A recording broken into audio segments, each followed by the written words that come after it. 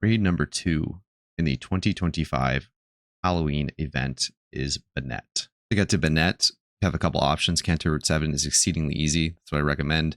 Johto Dark Cave needs Surf and Flash. That sounds awful. Hoenn is at Route 123. Mount Fireside needs Surf. Also sounds terrible to get to.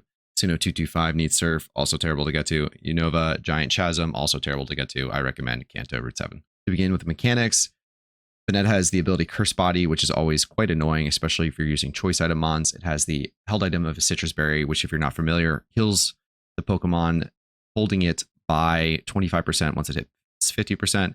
This is really annoying for raid Pokemon that have lots of health and defense. So you want to get rid of the berry with Incinerate or some other type move, trick, whatever you can do. Then there is a stat drop barrier to begin the fight. This is especially annoying because it uses Cotton Guard, boosting its defense by 3, Calm Mind, boosting its special defense by 1, and then eventually, lastly, we have the Powder Jar new effect. It's essentially a choice item like lock-in, so you're only able to pick one move. Because Sun is so comically overpowered, we're going to be using it again here. Banette could be easily defeated by a Shadow team or a Dark team, but because Sun works here, we're going to use it. Essentially, we're just going to ignore every single mechanic and smack the boss with special fire attacking moves. You can see here I have a bunch of different special attackers. You could probably get away with a few physical attackers if you use them early if you need to. The main thing that we're doing, though, is just hitting the boss over and over and over again with special attacking fire moves. We're doing this just because it hits a Cotton Guard for +3 defense, and that's quite annoying to deal with. There's a lot of physical dark types that you can do some tricky stuff with, but ultimately this fight is just trivialized by Sun. Ultimately is what it comes down to.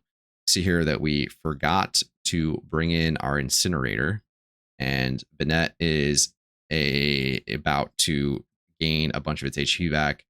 This works so well that we just continue the fight and brute force it down and still win. So you can just turn your brain off and click Flamethrower 23 times. You won't even get to the 23rd time as long as you remember to incinerate on turn 1 or turn 2. That's pretty much it. You can get tricky with some stuff. I saw in the raid Discord, it was mentioned you could trick with a contrary Spinda. I'm not quite sure what that would accomplish other than removing the Citrus Berry.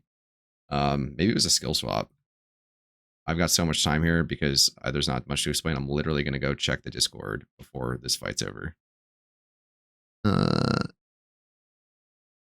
Scarf contrary, no skill swap. Yeah, so you're doing skill swap to drop the -3 defense, which is pretty clever if I'm being real.